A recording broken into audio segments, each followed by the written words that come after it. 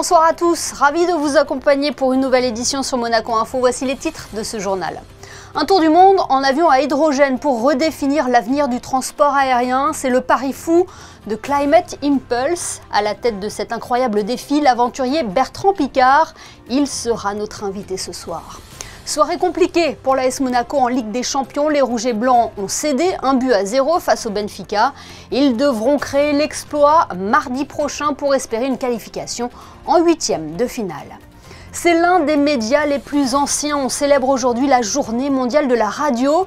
Nous en parlerons avec Benjamin Ducongé, directeur des programmes de Radio Monaco. Et puis l'amour s'affiche dans les vitrines des magasins. À la veille de la Saint-Valentin, nous vous donnerons quelques pistes pour avoir une attention particulière pour l'être aimé.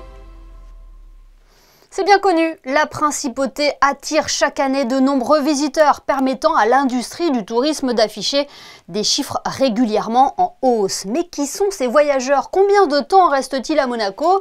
Et quelles activités prévoient-ils de faire pendant leur séjour?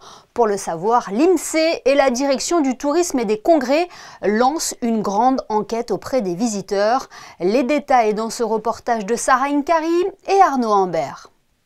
Il n'y avait pas eu une telle enquête depuis 2010. En ce début d'année, l'ADTC, en partenariat avec l'INSEE, se lance dans un projet d'envergure centré sur les touristes de la Principauté. L'objectif de cette campagne, c'est de mieux connaître les touristes. Quand je dis touristes au sens large, touristes, excursionnistes, croisiéristes, tous les gens qui viennent à Monaco, savoir déjà combien il y en a, leur nationalité, comment ils sont venus, pourquoi, est-ce que c'est pour un congrès, est-ce que c'est pour le Grand Prix de F1. Et aussi, c'est savoir combien ils dépensent et comment, où. Est-ce que ça sera ventilé en grand poste, c'est-à-dire la restauration, le shopping, est-ce qu'ils vont au casino, est-ce que c'est des activités artistiques? Voilà, c'est vraiment pour avoir une idée aujourd'hui de qui sont nos touristes. Et ça permettra aussi, en les connaissant mieux, en les comprenant mieux, de mieux adapter notre offre. Pour cela, deux moyens. Les interrogés peuvent répondre par eux-mêmes via ce QR code répandu un peu partout sur le territoire, sous forme d'affiches, de flyers ou encore de chevalets dans les restaurants, ou bien par le biais d'un personnel dédié. Nous avons les hôtesses de la direction du tourisme et des congrès, à l'Office du tourisme, qui proposent donc aux personnes qui demandent des renseignements de répondre à cette enquête, donc simplement en scannant le QR code avec leur téléphone. Mais il y a aussi des hôtesses qui vont tourner dans Monaco, qui vont être présents sur certains événements, qui vont aller interroger les personnes directement. Le questionnaire est dématérialisé, anonyme et se remplit en l'espace de 5 minutes. Les résultats de l'enquête seront connus courant 2026. C'était le 7 février 2024. Bertrand Piccard annonçait son ambition de se lancer dans un tour du monde à bord d'un avion à hydrogène vert. Un véritable défi environnemental pour l'explorateur suisse qui a déjà bouclé avec succès le tour de la Terre en 2016 à bord d'un avion solaire. Aujourd'hui, Bertrand Piccard dresse un premier bilan d'étape de son projet baptisé Climate Impulse. Il est avec nous pour en parler. Bonsoir Bertrand Piccard. Bonsoir. Il y a un an, vous nous faisiez déjà l'amitié d'être notre invité pour partager sur notre antenne ce projet ambitieux de faire le tour du monde à bord d'un avion à hydrogène vert. Aujourd'hui, où en êtes-vous dans le processus de cette très belle aventure? Nous sommes en pleine construction de l'avion. Parce que quand on a annoncé l'année dernière, on avait déjà bien avancé sur des dessins, sur des études de faisabilité. Airbus nous avait déjà aidé pour l'aérodynamique. Et en fait, on a annoncé l'année dernière, au moment où on a eu notre premier gros partenaire, qui était Syensqo, qui permettait de lancer la construction. Ce qui fait que maintenant, la construction a 1 an. On a le premier fuselage pour le cockpit, on a la moitié des ailes qui ont été moulées, on a beaucoup de pièces en fabrication, on est en train de prévoir les premiers réservoirs d'hydrogène liquide. Donc, en fait, on est dans le timing. Croisons les doigts pour que ça continue. Et c'est passionnant parce que maintenant, c'est le grand moment où il y a tous les ouvriers, tous les techniciens, tous les ingénieurs qui sont sur place chez 49 Sud, qui est la société de Raphaël Dinelli au Sable d'Olonne. Et c'est magnifique de voir cet avion qui commence à apparaître, qui sort des moules, qui sort des autoclaves. C'est un véritable défi technologique auquel vous vous mesurez, Bertrand. Oui, c'est un défi technologique et puis c'est le défi aussi de faire passer un message. Sur le plan technologique, c'est clair qu'il faut qu'on arrive à garder cet hydrogène liquide pendant 9 jours à moins 253 degrés. Il faut que l'avion consomme très peu, qu'il soit efficient, qu'on arrive à faire ce tour avec la quantité d'hydrogène prévue. Tout ça, ben, c'est clair que c'est de la technologie. Et puis, il faut arriver à faire passer le message aussi que même s'il n'existe pas maintenant déjà d'industrie d'hydrogène qui vendent de l'hydrogène à tout le monde, eh bien, il faut rendre cette industrie de l'hydrogène désirable. Il faut atteindre le plus vite possible ce qu'on appelle la masse critique. La masse critique, c'est quand il y a assez de production et assez de demande pour que les prix s'écroulent. Comme ce qu'on a eu avec le photovoltaïque. En 25 ans, le prix du photovoltaïque a été divisé par 40. C'est pour ça que maintenant, c'est l'énergie la moins chère au monde. Mais autrefois, c'était pratiquement la plus chère il y a 25 ans. Et on est un peu comme ça dans l'hydrogène maintenant. Donc, le but de Climate Impulse, mon but, le but de Raphaël Dinelli, c'est vraiment de populariser cette industrie de l'hydrogène. Oui, parce que c'est loin d'être une source d'énergie complexe. C'est-à-dire que l'hydrogène n'est pas vraiment une source d'énergie dans le sens où il n'y a pas encore d'exploitation d'énergie, enfin, pas d'exploitation d'hydrogène naturel. Aujourd'hui, on doit fabriquer cet hydrogène avec des énergies renouvelables pour faire de l'hydrogène vert ou avec de l'énergie nucléaire ou bien alors avec des énergies fossiles, c'est l'hydrogène gris.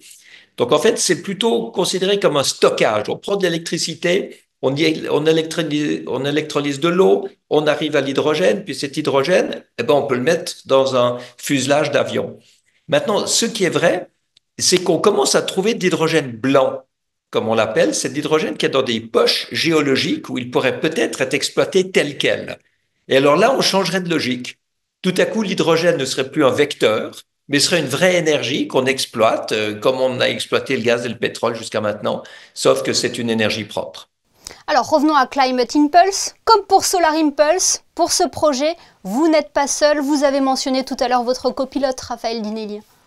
Absolument. On n'est jamais seul dans quelque chose comme ça parce que on n'a pas tout seul la créativité qu'il faut. On n'est pas capable tout seul de se remettre en question dans nos certitudes et nos croyances. Donc, il faut des équipes avec des gens très différents, très complémentaires, venant d'horizons très différents. Il faut des partenaires qui financent, il faut des techniciens sur place. Et puis, il faut arriver à passer le message au plus grand nombre de gens possible.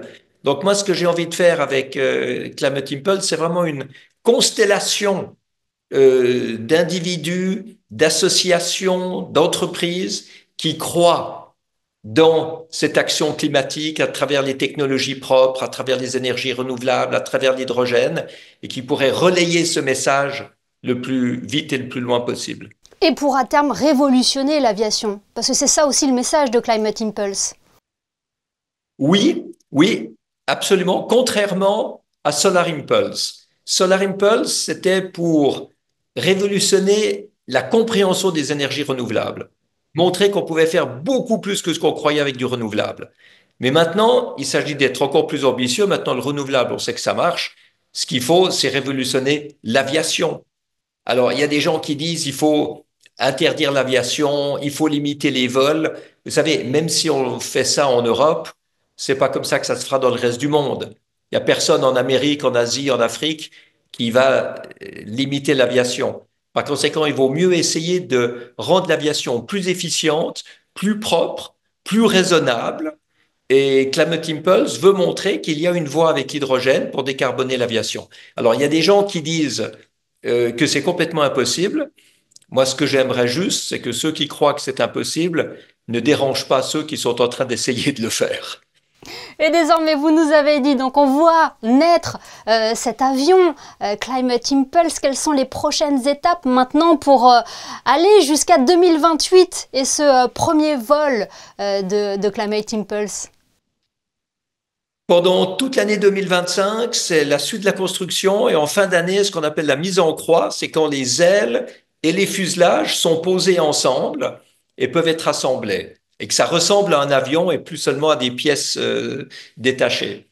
Et puis, au début de l'année prochaine, on espère faire les premiers vols tests à Châteauroux, dans le centre de la France. C'est une piste de 3 km où on sera tranquille pour faire nos essais. Et si tout va bien, on fera des vols de plus en plus longs, y compris en 2027, jusqu'au Tour du Monde de 2028. Et bien évidemment, on suivra votre projet de très près, Bertrand Piccard. Merci beaucoup d'avoir accepté notre invitation pour être notre invité ce soir sur Monaco Info. Merci beaucoup, Bertrand. Mais avec plaisir et merci de votre fidélité. En football, match compliqué pour l'AS Monaco en barrage aller de Ligue des Champions. Le club de la Principauté s'est incliné hier soir contre Benfica 1-0 au Stade Louis II. Nous allons analyser cette rencontre avec vous, Frédéric Elion.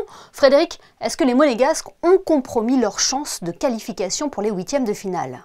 Oui, Monaco a complètement raté son match de play-off aller de Ligue des Champions hier soir contre Benfica, Émilie, et se retrouve en ballottage défavorable avant le match retour prévu à Lisbonne mardi.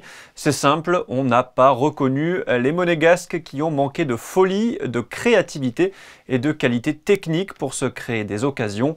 Les joueurs d'Adi Hütter ont encore une fois eu du mal à gérer leurs émotions et comme il y a 2 mois, déjà face à Benfica, Monaco n'a pas non plus été aidé par l'arbitrage. L'ASM a plutôt maîtrisé la première période avant que tout ne s'écroule au retour des vestiaires. Un but de Pavlidis à la 48e, puis un deuxième carton jaune très sévère pour Al Mousrati. Le milieu de terrain libyen réclame un deuxième avertissement pour Carreras, mais c'est lui qui se fait expulser, clairement le tournant du match. I'm trying to find the right words to share the message in a respectful way. It's not easy because it's not the first time. It's the second time against Benfica again where we have decisions very strongly impacting the game. This is not good. This is not good for Monaco. This shouldn't be good also for Benfica. It's not good for the fans. The quality of the game. We are on the playoffs of Champions League. We expect quality. We expect you guys to be discussing the players, the goals, the plays, and not the referee. When the referee is the center of the game, something went very badly during the last 90 minutes, and this is the night we are living. La bonne nouvelle, Émilie, c'est que malgré ce match sans, il n'y a que 1-0. Benfica a eu la bonne idée de ne pas enfoncer le clou après le carton rouge. Et même si cela s'annonce compliqué au match retour au stade de la Luz, tout reste possible pour la qualification. It's only the first leg, it was 1-0, so we have full conditions to go there in Lisbon, making a good game and revert the situation and qualify, which is our objective. We have players for that, we have quality for that. On a donné tout ce qu'on pouvait donner pour essayer de ne pas prendre un deuxième but. Voilà, maintenant c'est à nous d'aller là-bas et de nous arracher pour pouvoir prendre une qualification. Parce que voilà, je pense qu'un seul but, je pense que les cartes peuvent être redistribuées. Dans le dernier quart d'heure de la rencontre, Emily Vanderson et Zakaria ont tous les deux pris un carton jaune. Une très mauvaise nouvelle dans l'optique du match retour puisque ces 2 joueurs seront suspendus. La mission s'annonce compliquée, Emily, mais avec Monaco, on le sait, rien n'est impossible, surtout en Ligue des Champions.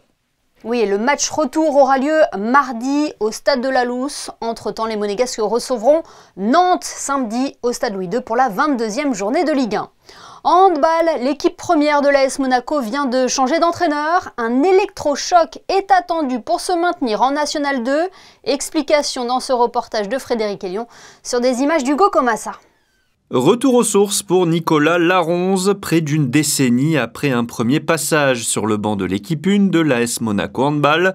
Le coach a repris l'équipe au mois de janvier cette saison avec un objectif clair, le maintien en National 2. Ça fait plaisir surtout, hein. Le hand manquait. Après, pour des raisons diverses et variées, j'avais été obligé d'arrêter il y a 9-10 ans la section à l'ASM. Mais c'est du plaisir, voilà, c'est du plaisir même si le défi qui s'annonce va être compliqué, difficile. Le nouveau bureau directeur de la section qui a été élu le 11 décembre a pris d'importantes décisions. On a beaucoup de travail au niveau du club sur les projets à venir et cette équipe première qui reste la vitrine de notre sport à Monaco doit se maintenir avec la Nationale 2. Nous sommes convaincus que c'est l'homme de la situation, il va faire un excellent travail. Le groupe est composé de 16 joueurs et a profité d'une trêve de près d'1 mois et demi pour bien préparer la phase retour du championnat. On a essayé de travailler 5 semaines en préparation, créer un référentiel commun, un langage commun, un nouveau projet en s'adaptant aux qualités et aux faiblesses de l'équipe. Un groupe qui s'est mis au travail, qui travaille, donc ça c'est vraiment très intéressant. Par contre c'est un groupe déséquilibré, malheureusement il y a des postes où on est déficient, d'autres où on est vraiment au-dessus du niveau de la poule. Mais on a des postes déficients, notamment sur la base arrière, ce qui crée un déséquilibre, aussi bien sur le plan offensif que défensif. Donc ça fait qu'il a fallu s'adapter et donc le projet tient compte de ces petits déséquilibres, notamment en termes de densité physique, de densité morphologique sur la base arrière. Donc nous on va essayer de courir. La mission maintien a parfaitement débuté avec une victoire probante à Antibes, 33-25. Confirmation attendue samedi avec un match à domicile face à un concurrent direct, Corté. C'est un média écouté par plus de 40 millions de personnes par jour. La radio célèbre aujourd'hui sa journée mondiale, l'opportunité de mettre en lumière le rôle, le pouvoir de l'un des médias les plus anciens et qui a réussi à s'adapter à l'heure du numérique. Pour en parler ce soir, nous avons contacté le directeur des programmes de Radio Monaco, radio créée en 2007 par Gildo Pastor. Bonsoir Benjamin Ducongé. Bonsoir Émilie. Vous êtes aussi la voix de la matinale de Radio Monaco. Que représente la radio pour vous ?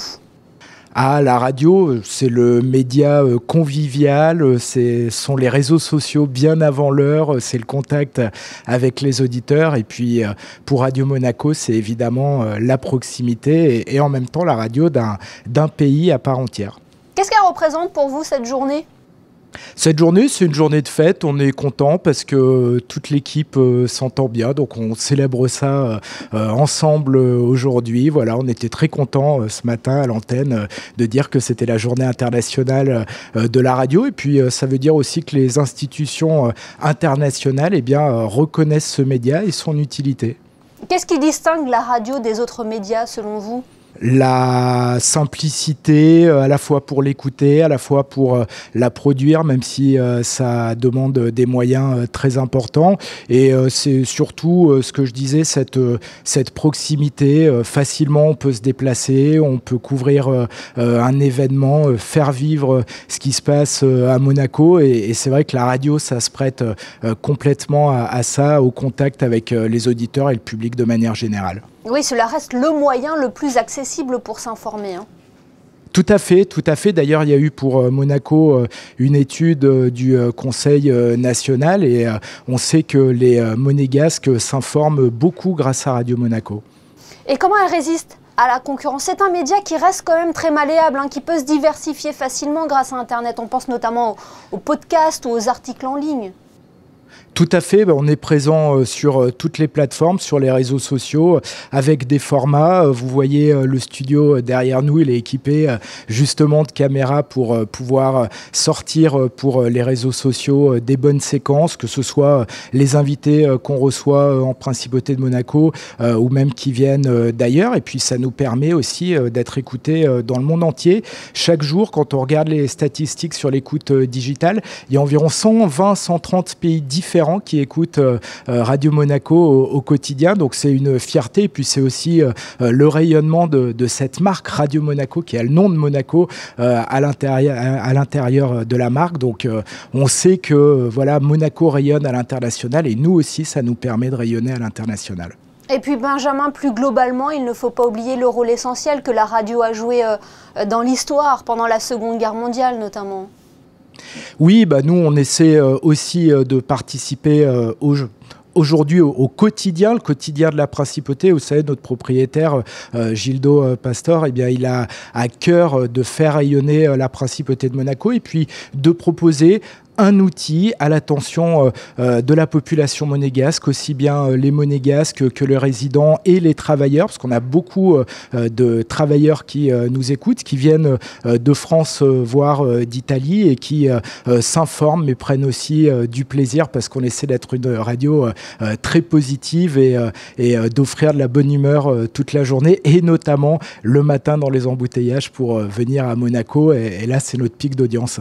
Eh bien, merci beaucoup Benjamin Ducongé d'avoir été avec nous pour évoquer la journée mondiale de la radio. Merci à vous. Merci à vous, Émilie. La Saint-Valentin, c'est demain. Si certains ne portent pas une attention particulière à cette date, d'autres tiennent à surprendre leur moitié. Amoureux ou amoureuses en manque d'inspiration, le reportage qui va suivre va pouvoir vous aider si vous êtes à court d'idées. Vanessa Dessy a sélectionné pour vous des solutions de dernière minute. C'est un reportage réalisé avec Alexandra Marangoni.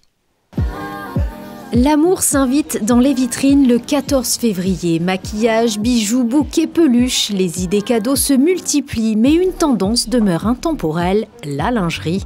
Dentelle fine, soie élégante ou ensemble audacieux, les sous-vêtements séduisent autant qu'ils surprennent. Nous avons une collection magnifique, alors très glamour. Là, je le conseille vraiment. J'attends tous les messieurs d'ailleurs pour leur épouse, leur compagne. C'est très joli, c'est glamour, c'est tout bonbon. Couleur rose Barbie. Et puis, dans un autre style, vous avez aussi tous les petits modèles cœur, comme ceci, très féminin, très joli pour la Saint-Valentin. Nous avons réellement dans la boutique des nouvelles matières de modal, de cachemire, qui sont des matières anti-allergiques et douces. Cette année, le bien-être est à la mode. Les coffrets beauté séduisent de plus en plus. Soins du visage et corps, parfums d'exception. Un cadeau raffiné qui mise sur la détente. On a quand même pas mal de petites choses. Bon, en l'occurrence, les parfums, bien sûr, les crèmes comme d'habitude. Puis après, on a des petits cadeaux sympas, originaux. Entre autres, cette chaussure avec gel douche, un petit assortiment scrub, éponge, lait, enfin... Et autrement, des petites bougies pour parfumer la maison, c'est toujours agréable, c'est joli, c'est un vrai petit bijou sur la table. Peu importe le cadeau, c'est l'attention qui marque les esprits. Une surprise bien pensée vaut souvent plus qu'un présent hors de prix. Une idée sortie à présent jusqu'au 21 avril, le nouveau Musée national de Monaco propose d'explorer le travail de l'artiste portugais Francisco Tropa. Spécialement conçu pour la Villa Paloma, Paesine réunit un ensemble inédit de sculptures, de dessins ou de films. Visite guidée avec Christine Dapetit. Archéologie, ethnologie et art contemporain, le musée Paloma devient soudainement un espace différent, où l'histoire de l'art est déconstruite et où le visiteur n'aura d'autre choix que de s'en remettre à Francisco Tropa, qui le guidera, au travers de ses œuvres, à envisager une autre histoire des formes. L'espace du musée est ainsi déconstruit pour devenir ou redevenir une caverne platonicienne. Voir une œuvre d'art, c'est une rencontre. On peut aller un peu plus au-delà de la simple conception de l'œuvre d'art. On peut aller jusqu'à penser comment est-ce que va être la lumière, comment est-ce que va être la salle où va se donner cette rencontre. Et donc ça me plaît, ça fait partie, je pense, aussi parfois du travail des artistes, de penser comment ça va être ce moment. Paesine, une exposition rétrospective, une vision globale de l'évolution du travail de l'artiste dans le temps, un panorama que Francisco Tropa développe depuis près de 30 ans. Je vois que notre histoire, dans notre histoire, surtout l'histoire de l'art, il y a vraiment, si on regarde vers les origines, je pense que c'est là qu'il y a beaucoup de pistes, soi-disant. Et donc ça m'intéresse à cause de ça, parce que je pense que c'est dans l'origine des choses qu'on trouve une certaine pureté. Et ça m'intéresse aussi dans mon travail d'aller chercher ce genre d'idées pour pouvoir les retravailler. Représentation, trompe-l'œil, un décor de roches, d'eau et de lumière. L'artiste aime développer une pensée analogique du minéral et de l'organique, du naturel et de l'artificiel pour revenir au temps des curiosités à l'époque où les musées n'existaient pas encore. Et si vous voulez en savoir plus sur Paesine de Francisco Tropa, vous pouvez retrouver sur nos réseaux l'interview de la commissaire de l'exposition Célia Bernasconi. Ce journal touche à sa fin, merci de nous avoir suivis. Dans quelques instants, la météo d'Alban Gingembre, suivi du magazine Rencontre. Pour ce nouveau numéro, Yann Anthony Noguès a choisi d'en savoir plus sur une organisation Peace and Sport. On se quitte avec les photos de Stéphane Dana et la défaite de l'AS Monaco face au Benfica dans le match aller des barrages de Ligue des Champions. Mais tout n'est pas terminé pour les Monégasques qui peuvent encore espérer se qualifier pour les 8e. Demain, retrouvez Christophe Paco pour votre JT. Passez une très belle soirée et une très belle fin de semaine à tous sur Monaco Info.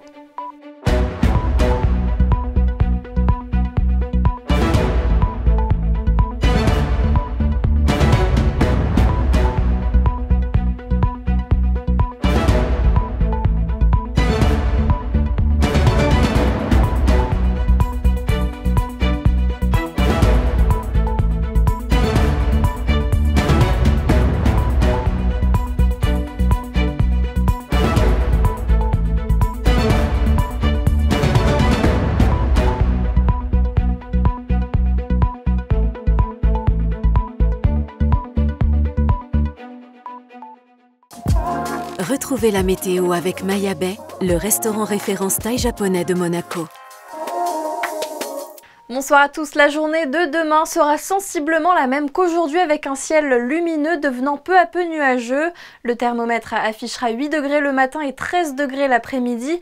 Attention, quelques gouttes sont attendues en fin de journée avec du vent en début de soirée. De très légères perturbations qui ne dureront pas puisque le week-end s'annonce ensoleillé. Demain, vendredi 14 février, nous fêterons la Saint-Valentin. Et l'info du jour, le 14 février, c'est aussi la date à laquelle l'Américain Alexander Graham Bell dépose un brevet pour un système de transmission des voix par des moyens électriques. L'invention du téléphone, c'était en 1876. C'était la météo avec Maya Bay, le restaurant référence thaï japonais de Monaco.